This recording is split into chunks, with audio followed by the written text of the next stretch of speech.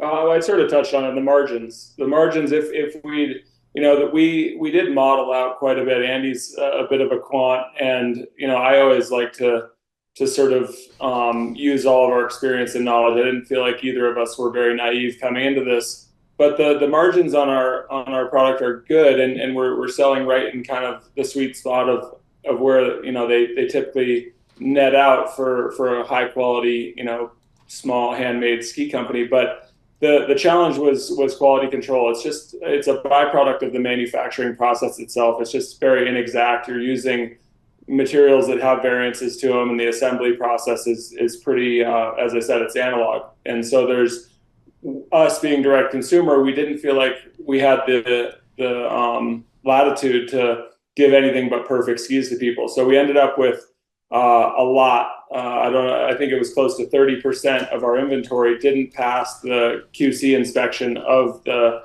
manufacturer. So wow. It wasn't us nitpicking. It was just the reality, and that was way outside of our modeling, and that was tough. But the great news is we sold through mid 90% of the inventory we had, which was basically above or right near where we projected. So all of our projections that we could control were good, and that would have led to profitability. The part that was the problem was we didn't have the inventory to sell to get our numbers. But again, that's part of the inspiration or the drive to re-engineer the manufacturing process, because everybody wants better stuff, quicker, cheaper, and more precise. Right. And that's what we're sort of delivering. Hey, Andy, come on back in here, because you're building this business with Bode. I'm wondering where else you can go here, because I know you guys were talking about doing a Bode Miller Ski Academy. You ended up pulling the plug on the Granby Ranch location in Colorado back in 2022. Where else can you guys go as a partnership?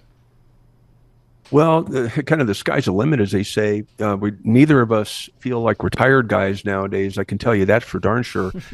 We come at this business and this effort with a great deal of passion for the outdoors, the mountains, certainly from the ski industry, different angles of attack, but similar ethos and way of approaching things.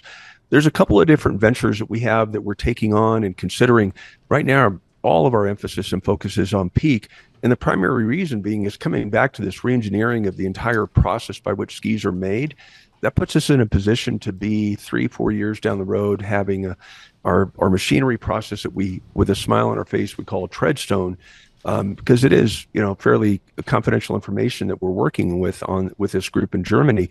But nonetheless, it's something that we anticipate being a place where we can have 30, 35, 40% of the world's market share made on our machines and our process. And that is where, when I mention value creation, that's where it comes into play. So does that mean, Andy, you guys will be making skis for other companies, other brands? Yes, ma'am. In fact, might be interested to know my best effort at a Yogi Berraism is the least important thing about our company are the skis, but they're critical. And the reason being, the skis are critical, but at the same time, we're in this to innovate for the innovation on so many different fronts, including the process. Right. So at Bode, it's like becoming the Luxottica of skiing, right? Like you don't care what the brand is, but if you can improve the process, that's okay. Or being like a foundry. You're talking about really established companies, but the irony is, besides attaching and incredible people, Andy and I are big fans of many of the companies that we're competing against. And in this way, we're not looking to steal market share from them, because at a certain point it becomes annoying to manage logistics. In this case, our goal is to have 10 purchase orders and be delivering 2 million pairs of skis. And the advantage that I don't see it stopping there, because we can deliver them for $20 or $30 or $40 less than they make them for themselves now. Plus, they can divest of all their other sort of liabilities, even though a lot of their equipment's amortized. Right. They understand that there's a lot of fluff there. There's a lot of loss, and we can clean that up, as well as there's things like gray market skis that there's a little bit of the inventory is out of control. So I don't see it stopping. I can't see a company saying, "Hey, build us these 500,000 pairs, and we're going to build the other 500,000 for $40 more and deal with 15% waste." Yeah. Their accountants or their whole financial team might say, "Wait a minute, let's talk about that." Guys, the impact of climate change, Bode, and the lack of snow, how are you incorporating that risk and reality into your business? I mean, we've finally seen some snow here in New York City, but it's barely a sprinkling here. But innovating with the idea that more and more skiers may be skiing on man-made snow. How does that come into it? And Bode, we've got about 30, 40 seconds here.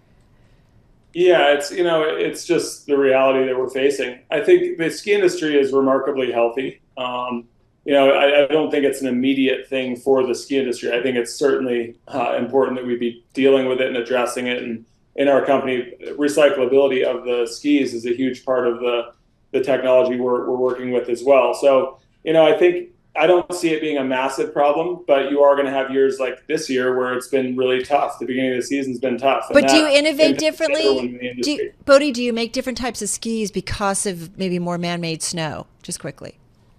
No, not really. I mean, you think of man-made snow as on-piste, and then there's off-piste skis. And yes, the trend has been going much wider. So we certainly address that end of the market where it's on-groomers, on-piste skis. But the reality is there's a huge demand across the board.